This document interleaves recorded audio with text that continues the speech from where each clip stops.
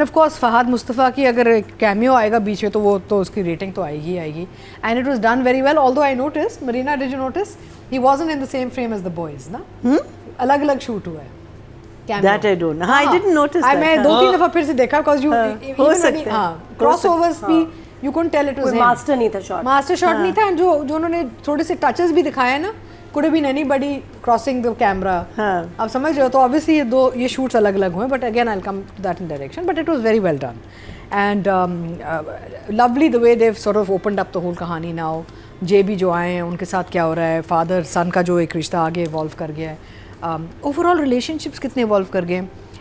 बख्तावर साहिबा के जो सीन थे ऐना के साथ, लवली, माया की माँ और वो बैठ के जो बातें करती हैं कि क्या करना है. So I think for me it's still 2 thumbs up. छोटी सी 2 इश्यूज थी इन एपिसोड में, but there were issues, and so we'll talk about it when it comes to numbers. Again 2 thumbs up. हो जाना चाहिए. मैया जी कह रहे हैं खत्म नहीं होना चाहिए, और मुझे उनकी एक बात सही लग रही है कि इसमें इतना पोटेंशियल है कि आप इस स्टोरी को देखते जाना चाहते हैं. आप डिफरेंट यूथ के जो इश्यूज हैं. नहीं, I disagree. I'll tell you why. Because I think जब when you leave something on a high note ना, आपको और memorable बन जाता है. Because एक कहानी अगर ज़्यादा आप elongate भी करें तो eventually it starts to drag. अब हमारे जितने भी characters अगर conclusion की तरफ आ रहे हैं ना, so then where to go from there? You can't keep opening new subjects and topics all the time, unless you're making a soap, long term soap. फिर आप उसको डिज़ाइन भी इस तरीके से करते हैं. ये एक सीरियल है, एंड आई थिंक एक हाई नोट पे अगर ख़त्म होगा तो हमारी एक वो होगी, हाँ काश ये और चलता. That's hurt.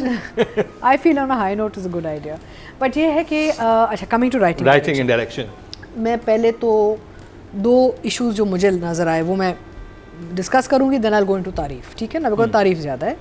एक तो ये कि वो जो रिससिटेशन वाला जो सीन था फुटपाथ पे जब वली वो बंदे को बचाता है, वो बड़ा कमज़ोर था डायरेक्शन पॉइंट ऑफ व्यू से. The way he does it and the way the man gets up also. मेरा it is a very strange awkward scene, shot very badly. तो it could been done better. ठीक है ना. तो I felt के, and of course उसका एक मकसद तो ज़रूर होगा. इसका मकसद ये होगा कि आगे जाके फिर अपनी मेडिकल को सीरियसली लेगा, सोचेगा कि मैंने किसी की जान बचा दी है, and he probably go back to studying, right. तो आई फील कि वो सीन थोड़ा कच्चा था. द सीन की जो इम्प्लीमेंटेशन हुई है, जो सीन की जो डायरेक्शन हुई, वो थोड़ी कच्ची थी. आई फेल्ट कि it was a little week. एक वो, दूसरा ये कि अभी भी इतने हफ्ते हो गए और इतने एपिसोड्स हो गए हैं और बाप आ चुके हैं, जेबी वापस आ चुके हैं, और ना उनको परेशानी है बेटे के गन शॉट पे और ना उन्हें परेशानी है बेटी की कटिंग पे. यानी कि देयर इज नो मेंशन.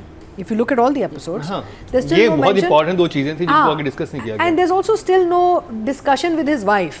चले बच्चों को नहीं, लेकिन बीवी के साथ जब वो एक ब्रेकडाउन इतना अच्छा नुमान ने किया, लेकिन उधर भी अगर एक जुमला आ जाता ना कि मेरे बेटे को गोली लगी, जो मियाँ बीवी के बीच में एक सीन था ना, जेबी एंड वाइफ, वहाँ पे भी अगर एक जुमला डाल देते हैं सिर्फ कि मेरे बच्चों के साथ पता नहीं क्या क्या होता है, मेरी बेटी अपने आप को काट रही है, बेटे को गोली लगी है, it would have covered that whole episode. मुझे एक और सवाल आया, ये तो सोचा ही नहीं कि अगर बॉस कनेक्टेड था बाप से, उसने बाप को क्यों नहीं बताया. वही मैं आपको यही समझा रही हूँ ना. there's an issue throughout. Boss connected है बाप से, उसने घर फोन करके तो बताया इनको. नहीं, तो बताया होगा शायद, वो और इसीलिए वो आया, लेकिन मिला नहीं क्योंकि वो मिलना नहीं चाहता. मसला ये है कि अब वो वापस आ गया, काफ़ी दिनों से वापस है, उसको सब नज़र भी आ रहा है.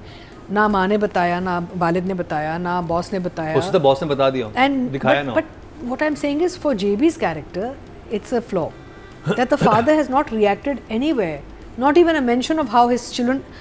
Your child getting shot is a very big thing, यार. ये छोटी चीज थोड़ी होती है. आपका बच्चे को गोली लगी है. I think आगे जाके हो सकता है कि बॉस ने ये बात बताई हो, जो आगे वो दिखाएं. बताए ना बताए, he should know by now. The father should know. He's in the house. His whole family knows, यार. आ गया वापस.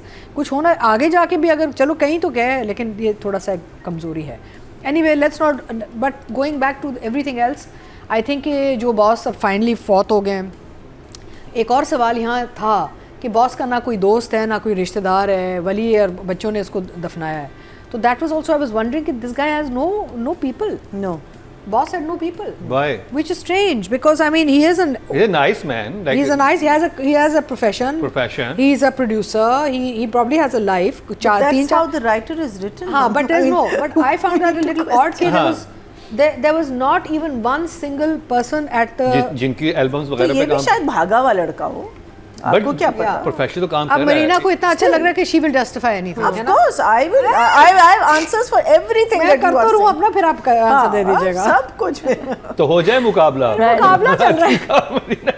So anyway, the thing is that basically I felt कि boss is also लावारिस बेचारा, तो ये वली है तो ईदी ने नहीं उसको दफनाया। ये बात मेरे जहन में भी आई थी कि ये क्या है कि अगर ये दो लोग ना आते तो फिर बट क्या होता? अदरवाइज जो एक इंटरकटिंग जो आया था बिटवीन जब वली जाता है माया की वालदा से मिलने, सादिया से मिलने, उसमें और जब वली के माँ बाप बात कर रहे होते हैं तो इंटरकटिंग ऑफ सीन्स हो रहा था back and forth. It was technically very nice. Story telling wise also intercutting हमेशा मज़े की अगर अच्छी की जाए, वो बड़ा अच्छा था. Numan Ejaz and Samar, meaning Wali and JB. हाँ, तो the way JB and Wali did that graveyard scene was very nice, very touching and moments of silence. यानी कि यहाँ पे आपको एक वो मिलता है कि डायलॉग की ज़रूरत नहीं पड़ती, आपके एक विजुअल मीडियम है, आप एक्सप्रेशन में और अपने जेस्चर्स में और अपने ओवरऑल पोस्चर एंड जो आप दिखा रहे हैं, इमोशन दिखा रहे हैं, वो आप कर सकते हैं. कितना इम्पैक्टफुल था वो. It's beautiful, beautiful, lovely setting and overall setting हमेशा सब जगह बहुत अच्छी रही है. And the writing is bringing a whole arc जो इसका कंप्लीट होने जा रहा है. आपको नज़र आ रहा है कि ये पूरा एक जो ट्रांजिशन, आई थिंक अगर थोड़ा सा एलोंगेट होगा तो वो इधर होगा जब वली एंड जेबी की कनेक्शन का आएंगी वापस, वहाँ थोड़ा सा लग रहा है टाइम लगेगा. Otherwise, everybody else is coming to a kind of a conclusion, I feel. So I will, for these flaws I've pointed out, and I'm sorry, I hate to bring it down, but these are issues that I noticed and they bothered me. I'll give it writer, director both. I'll give them 9 each. Highest. And 24,000. Second highest. Yeah. चलें. Okay जी, अब बात कर ली जाए summer and Bakhtawar. अच्छा, अब ये है कि अगेन हम किसको क्या, मेरा मतलब है कि आप साद को देख लें, आप समन अंसारी को देख लें, आप सबको देख लें. I mean you see everybody, Shamim Apa, you see everybody is super good in this. Meesam, who's done a guest character, Abul, I mean who's let us down? Nobody. The girls, you know, all the Annas, everybody. Even this new character. And this boy, Yes. Ahmed is the actor's name. Ahmed. हाँ. So I've done a project with him many years ago. He's a very good actor. So good. Yes. His Which delivery. one? ये इसका जो आया है नया character, science अपने वो जो मेडिकल में आया है, मेडिकल में जो आया है, किसी और ड्रामे में देखा हुआ है. He has come before, मैंने भी काम किया. किस ड्रामे में? जितने ब्यूटीफुली अपनी लाइन्स बोलता है, हमने रिव्यू किया क्या लाइनें. I'll tell you his amazing name is Maz. Maz is the character. हाँ. The actor's name is Ahmed. I've done a project with him a long time ago. I can't remember which one it was now, but I remember working with him and him being very professional. Very good. So basically, everybody यहाँ पे कोई सब flawless है ना, कोई किसी nobody is letting the story down. And I think जो काम इस बच्चे ने किया है इसमें is just fantastic.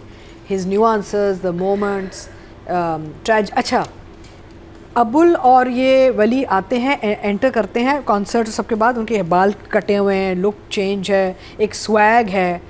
इमीडिएटली अंदर जाते हैं, boss is dead. Have you notice that? It was like such a well done. You not expecting it ना, यू आर एक्सपेक्टिंग कि they are coming to talk to him and tell him कि we done so well, and they suddenly from a very happy moment to a tragic moment, transition direction wise was so fantastic. And then their transition, their expressions, the way they enter खुशी में and excitement में and जज्बे में, and suddenly they see this loss and the way they so it was fantastic. I think these kids have been fantastic really. So और फिर जो बाप बेटे का सीन था या कब्रिस्तान वाला, सारे इतने all so good. I mean really, and Numan fantastic यार. I mean I've always pick on my poor Numan Ijaz, but he was just super in this. तो उसमें यह है कि आई थिंक फॉर बोथ, बख्तावर तो बख्तावर हैं भैया, क्या बात करें हम आपके यहाँ. 10 for both, 10 for everybody.